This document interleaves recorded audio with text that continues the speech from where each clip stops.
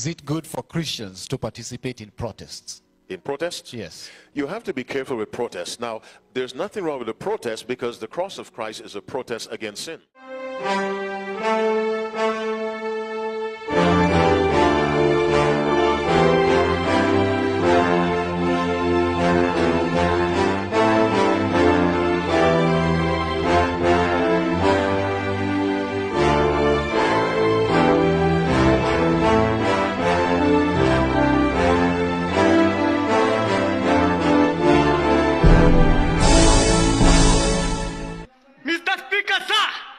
I'm here to address you. You must go. Ruto must go. Kwapa na hatuendi. Kwapa tunalala huku na hatuendi. We don't fear you guys. You hypocrites. We don't fear you.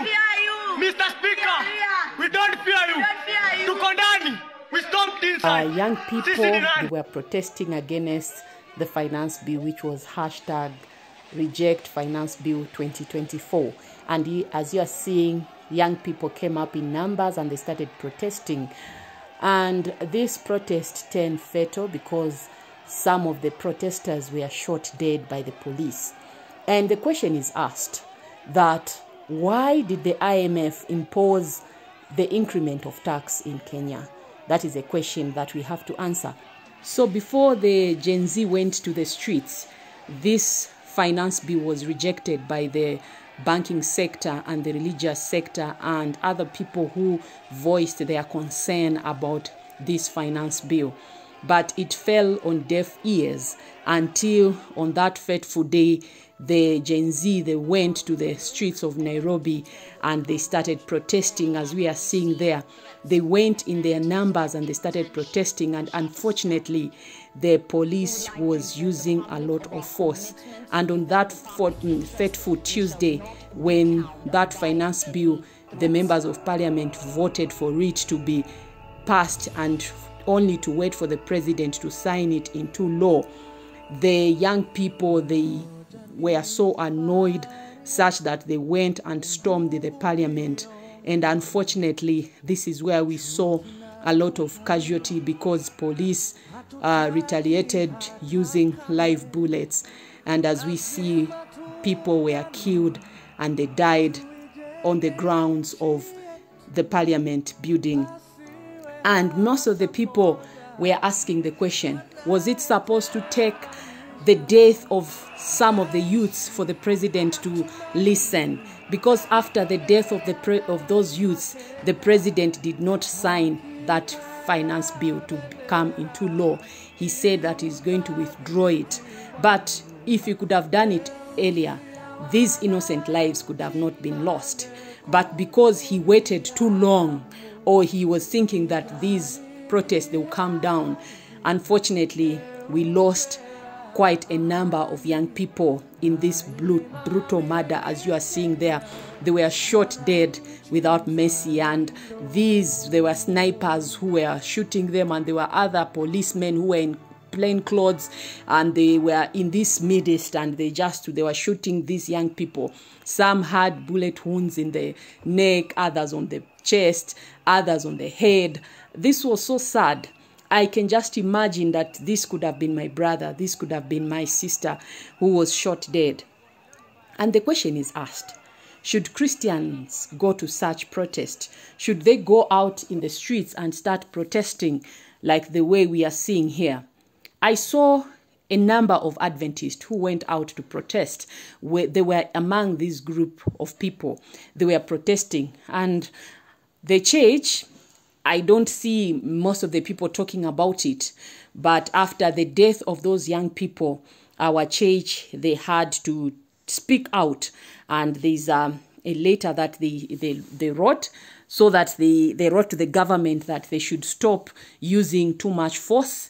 They should not use force on these innocent youths who were not armed. The only thing that they had is a bottle of water, as we are seeing, and a handkerchief or a face cloth, and they had put Colgate just to calm down the effects of the tear gas. But unfortunately, most of them, they lost their lives whilst protesting in this finance bill. So I want us to listen to something that Randy Skeete speak about when it comes to protest.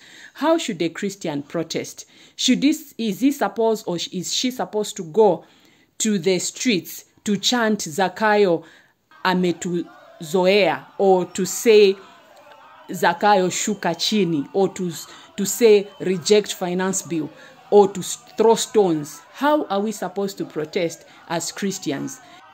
So the church in Kenya did not remain quiet. As I have earlier said, they came up with this statement. I'm just going to read in part. Seventh-day Adventist Church respond to the recent protest. The Seventh-day Adventist Church would like to join with other Kenyans of goodwill in prayer over the recent protest that left scores of Kenyans injured and others dead. We stand in solidarity with families whose loved ones lost their lives, and that the injured may find both physical and spiritual healing, the letter reads in part. So yesterday was Sabasaba, and these young people, the Gen Z, went to Uhuru Park to just put the crosses for those who died. And as you are seeing, there are people who were 29 years old, there are others who were 59, others are 39, others are 22. There's even one young child who was killed, who is only 12 years old, and he was shot 6 times and he died on the spot. This is so sad, especially that these are young people who lost their lives at a very tender age. And as you seeing there at night, these people, they left Uhuru Park and they went to Moi Avenue, and they were chanting and shouting, saying Ruto must go. These are the things that are happening in Kenya today. It's quiet, but yesterday up to the night, the town was like that. They were protesting, and they are still saying Ruto must go. Now that the finance bill was overturned and the president did not sign, the other thing that the Gen Z want, they want the president to leave the office because they say he has failed them. Is it good for Christians to participate in protests? In protests? Yes. You have to be careful with protests. Now, there's nothing wrong with a protest because the cross of Christ is a protest against sin. Jesus' righteousness is a protest against sin. That's why Abel got killed. Are you following me? Yes. The Bible says, why slew he him? Because his own works were righteous and his were evil. Yes. Righteous living, just the way you live, is a protest against sin. Now, Jesus in his lifetime never protested against the government. Yes. Because he said, my kingdom is not of this world. That's why my servants will not fight. But we have to find a way to protest without provoking the powers that be. In Romans 14 from verse 1, let every soul be subject unto the higher power. Yes. For there is no power but of God. The powers that be are ordained of God. Whosoever therefore resisteth the power, resisteth the ordinance of God. We have to find a way to protest injustice without necessarily protesting the powers. Those are two different things. So that's where the tricky part lies. How do I demonstrate my opposition to injustice without seeming to oppose the government? Because when Nebuchadnezzar overthrew Jerusalem, Judah, and he became the leader, God sent a message to the Israelites through Jeremiah. Submit to Nebuchadnezzar. He is my servant. And the guy was tyrannical. But God put him there for a reason. God said he is my servant. Submit to him. You tell people that today, they say, what, God, are you off your head? But so we understand people are in power because God allowed it. But we have, how can I best oppose injustice? That's where we have to be careful.